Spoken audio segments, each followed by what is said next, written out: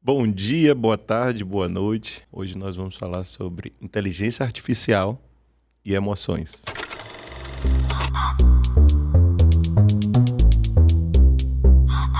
Saulo, já chega aí se apresentando e falando do que você tem feito ultimamente. Bom dia, boa tarde, boa noite, né? Como você está colocando aí para que atenta a todo mundo que for nos ouvir em algum momento do dia, né? Também é um prazer sempre estar aqui, né?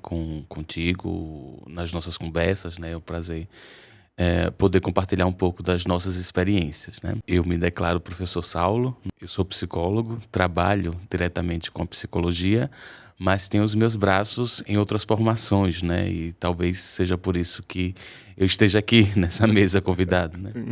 Também trabalho aí no campo da inteligência artificial, né, discutindo um pouco sobre como a psicologia pode abraçar esse espaço que está presente nos nossos dias. Tenho uma formação em ciência de dados, tenho uma formação também em matemática, faço uma formação também em ciência da computação. Então eu circulo aí nesses caminhos tanto filosóficos quanto mais concretos da vida, para a gente pensar um pouquinho aqui na nossa conversa sobre IA e as emoções. Já sendo muito direto aí, como é que a inteligência artificial, hoje em dia, ela tem decifrado as nossas emoções, né? A gente só pode falar de que a inteligência artificial ela é capaz de dizer algo sobre nós quando a gente parte de um processo de padronização. O que é isso? Para que a tecnologia possa falar de nós, é necessário que a gente se normatize. Mas, quando a gente fala de normatização, é entender que, culturalmente, expressamos emoções de forma muito semelhantes. Sim. Então, você consegue identificar uma pessoa, se ela está triste, por traços faciais. Você consegue reconhecer uma pessoa, se ela está alegre, pelo contorno da boca. Sim. Você consegue decifrar emoções por gestos, pela postura corporal. Ou seja, isso é visível. Sim. Então, quando a gente está falando de uma normatização, eu consigo entender que, dentro de uma determinada cultura, as expressões emocionais, elas têm um padrão. É deste modo que a gente consegue entender que a tecnologia é capaz de decifrar, porque ela vai trabalhar com padrões. Então, se ela trabalha com padrões, se ela trabalha com elementos que categorizam as emoções a partir daquilo que é comum nos seres humanos, eu posso dizer que ela é capaz de decifrar qualquer emoção nossa. Então, hoje, se a gente for pensar em inteligência artificial e emoções, ela nada mais, nada menos faz do que decifrar padrões de comportamento ou padrões faciais, padrões estéticos, padrões comportamentais que caracterizam determinadas emoções. Mas vamos lá. Nós sabemos que somos seres únicos, né? Será? Se você pensar dentro de uma aproximação, dentro de uma contextualização de cada história de vida, somos seres únicos. Mas a tecnologia, ela não é feita para seres únicos. Ela é feita para conformar sujeitos ao modelo cultural. Nós tornamos a tecnologia singular. A inteligência artificial, quando ela vai falar de nós, ela está falando de um modo objetivo, padronizado e coletivo. Ela não singulariza, e talvez seja a grande dificuldade hoje da IA, é justamente singularizar. Ela vai trabalhar com padrões de respostas. Então, se eu tenho uma experiência de alegria, por exemplo, qualquer pessoa em nossa cultura vai ter expressões ou formas de comportamento semelhantes quando vão expressar a sua alegria. Sim. E é isso que vai ser detectado. A singularidade não consegue ser detectada. Por que não consegue ser detectada? Porque para isso eu precisaria ter um banco de dados, por exemplo, em que cada pessoa no mundo pudesse ser representada. O que a gente consegue, por exemplo, é identificar que aquela característica que a pessoa pode dizer que é alegria, ela não foi reconhecida por aquela tecnologia, por aquela IA, como alegria. Aí foi um erro. Mas comumente ela vai fazer o seguinte, ela vai comparar. Ela vai comparar um sujeito com o outro a partir daquilo que ela já tem de experiência sobre o que é aquela emoção. As máquinas aprendem. E elas aprendem a partir de inputs. Aprendem rápido. Isso, inputs. Então, se você hoje está pensando em um mundo que é a internet, onde você tem bancos de dados gigantescos, né, que a gente fala de big data, gigantescos, com informações do mundo todo, logo, né, lógico, quando alguém acessa essa tecnologia, ela vai ser comparada ao que tem nesse banco de dados. Então, o que a gente tem hoje de emoções ligadas à inteligência artificial é justamente essa possibilidade de identificar emoções a partir de contornos que são semelhantes entre os seres humanos, né? Essa ideia de singularidade ainda é um grande desafio para a IA, justamente porque, para isso, eu teria que conhecer a história e a experiência singular de cada um. Mas aí, através dos prompts, a gente pode contar essa história individual de cada um. Pronto, aí perfeito. Aí vamos supor de que você vai para um atendimento. Sim. Né? Vamos lá, com psicologia, você vai para um atendimento. Uhum. Quando você vai ter um contato direto com a inteligência ali artificial, né? Que na verdade nós somos inteligentes, né? Ela só... a gente chama de inteligência, mas ela apenas faz o que a gente pede. Só depois de forma autônoma é que ela vai aprendendo a partir dos inputs. Quando esse paciente ou esse cliente chega para conversar com essa inteligência artificial, por exemplo, ele vai reconhecer aquilo que é padrão a partir do que é esperado. Então, esse sujeito vai lá se apresentar, só que ele vai começar a contar a sua história singular. A partir da sua história contada, eu posso sim, a partir desses dados, mostrar os contornos de diferença desse sujeito frente aos outros que estão aí nesse banco de dados. É um pouco do que eu fiz aí no meu mestrado, né?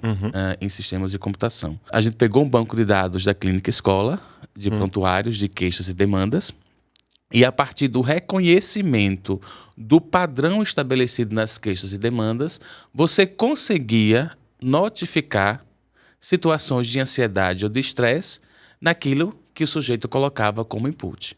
Então, a máquina aprendeu autonomamente, a partir do que entrava, uma entrevista inicial que ele colocava lá, né? No primeiro momento, quando você vai fazer ali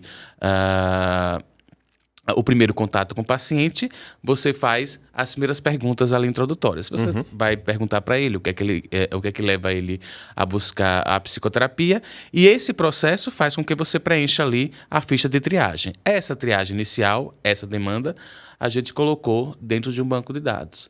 Nesse banco de dados, né, que foi alimentado, qualquer outra pessoa que fosse fazer essa triagem já era associada a esse banco de dados e ela já recebia um retorno sobre possibilidades de sinais e sintomas de ansiedade naquela queixa.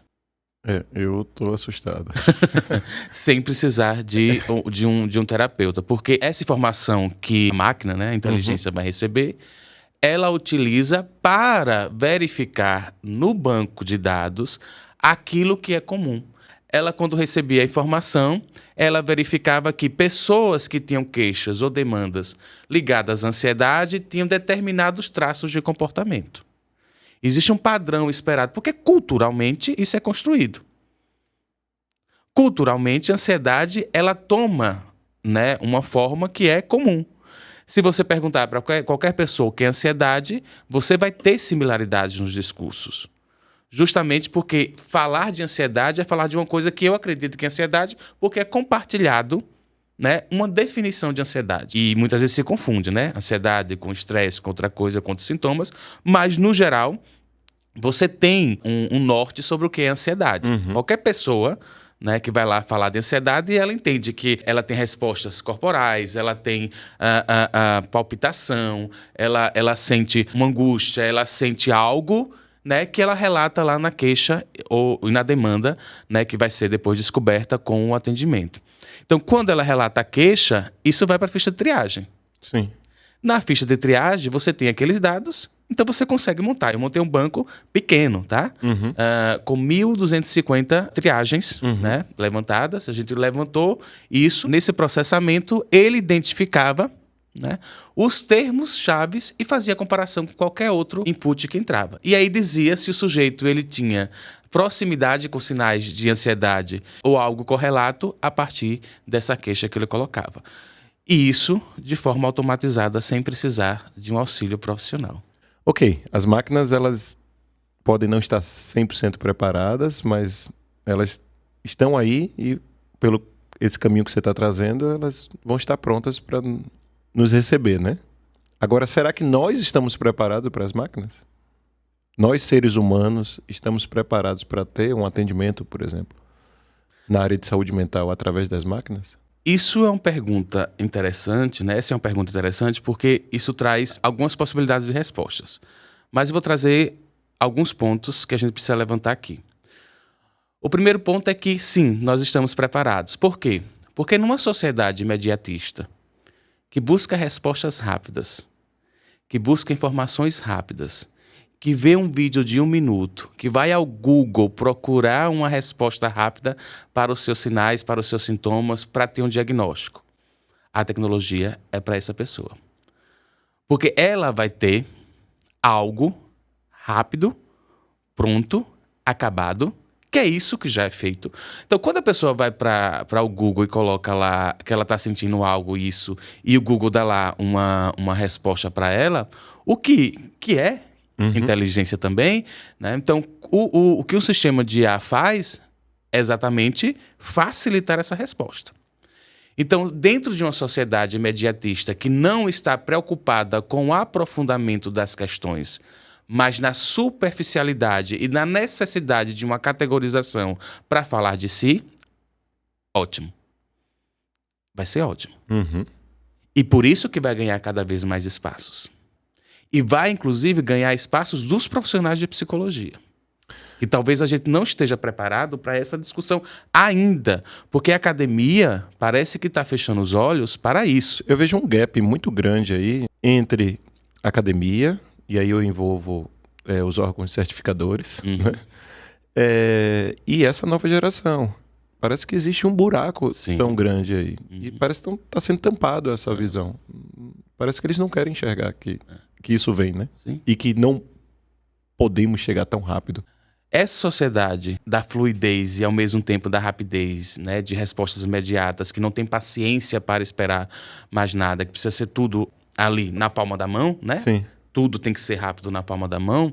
Essa mesma sociedade, ela procura um profissional, inclusive, que dê uma resposta rápida. É só você prestar atenção, né? E aí eu vou tocar muito na formação em psicologia. Sim. Aquilo que tem ganhado espaço na formação em psicologia não é o processo de humanização, mas o processo de protocolização. Eu protocolo tudo, eu torno tudo técnico, eu torno tudo de respostas prontas e acabadas, eu torno tudo como algo que eu aplico, tenho respostas e o sujeito faz.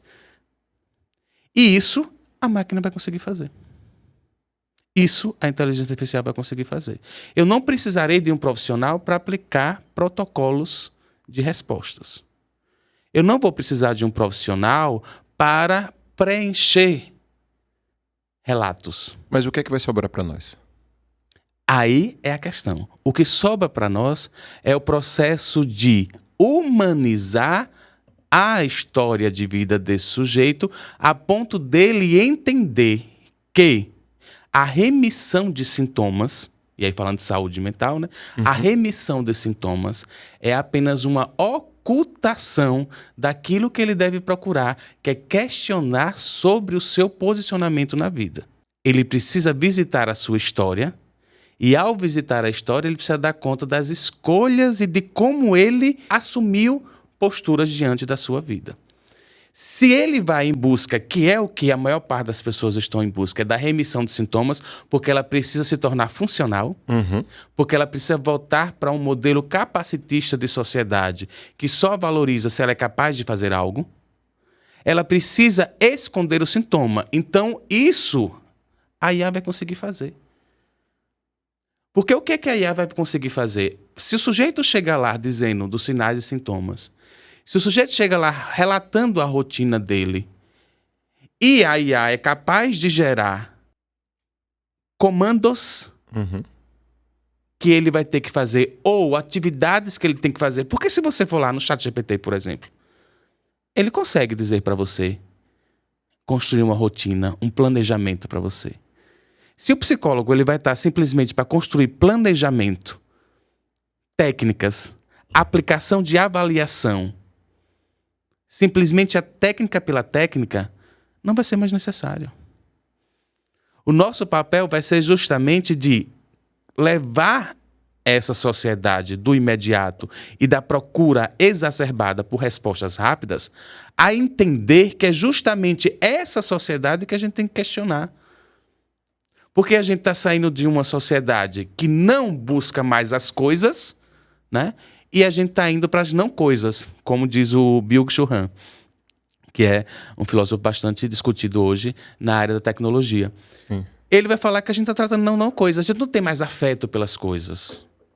A gente não busca mais palpar, a gente não tem mais o toque, a gente não tem mais a sensibilidade. A gente quer a informação que gera para a gente um retorno rápido e sem a profundidade. Aí o que vai acontecer? Essa sociedade que quer essas curas rápidas do sintoma, esse sintoma que é somente escondido, ele volta lá na frente, porque é apenas um remédio. Você toma um remédio, como um psiquiatra vai tomar um remédio. Você camufla o sintoma, mas se você não questionar o que é que você está fazendo da sua vida, para que você está fazendo, quem é você, o que é o mundo, que mundo é esse, para onde eu vou, como eu vivo, o nosso papel não vai ter mais funcionalidade. O psicólogo vai desaparecer. Porque técnica pela técnica, a IA já vai fazer. Tá assustador. Mas se a gente não se adaptar, vamos ser atropelados, né? É isso. Engolidos. A gente precisa tornar isso um facilitador. A inteligência ela tem que ser um suporte, ela tem que ser o nosso assistente. Então, eu posso utilizar, por exemplo, como um assistente para que esse sujeito ou alguém que está dentro de um adoecimento, ele possa encontrar ali respiros, né? Como se fossem paliativos mesmo. Mas o nosso papel ali vai ser levantar justamente esse questionamento sobre o que ele está fazendo da sua vida, para além da remissão dos sintomas. Porque o sintoma, como a gente sabe, é o modo que o sujeito encontra para lidar com sua vida. Então eu chego à conclusão que o letramento social aí ele vai ser extremamente importante pro profissional, o psicólogo, o terapeuta, quem seja que esteja ali. Sim. Extremamente importante, porque a parte técnica toda, a inteligência ela vai fazer. E a gente bem sabe que a avaliação psicológica, ela também vai ser assumida pela inteligência artificial. A análise disso, a singularidade disso, pode retornar para a gente, por enquanto. Como é que faz para te encontrar? Para me encontrar hoje é meio difícil. Ou vai nas faculdades que eu dou aula, ou não me encontro. Eu tenho me isolado um pouquinho das redes sociais. Eu sou sazonal, né? Em alguns momentos eu acesso as redes sociais para identificar como está a vida na rede social, mas eu costumeiramente me afasto da rede social. Mas quem quiser mandar um sinal de fumaça, um e-mail, por exemplo. O meu e-mail é professorsaulaalmeida@gmail.com. Pode mandar um e-mail que a gente conversa sobre isso. É sempre um papo interessante e um papo também bastante intrigante, né? Como eu falei, a academia, e eu estou falando muito do curso de psicologia, estou falando muito para estudantes de psicologia, inclusive, a gente tem esquecido de discutir isso. A gente tem velado sobre isso. Parece que tecnologia, IA, é coisa de quem trabalha na área de TI, é coisa de quem trabalha com ciência da computação, é coisa lá de uma outra área. Só que nós temos dezenas de aplicativos de saúde mental. Você está falando aí de academia, eu fico me perguntando como é que o CRP vai abarcar isso, né? Exatamente. Vai ter que criar aí um conselho especial para lidar com tecnologia que lida com saúde mental.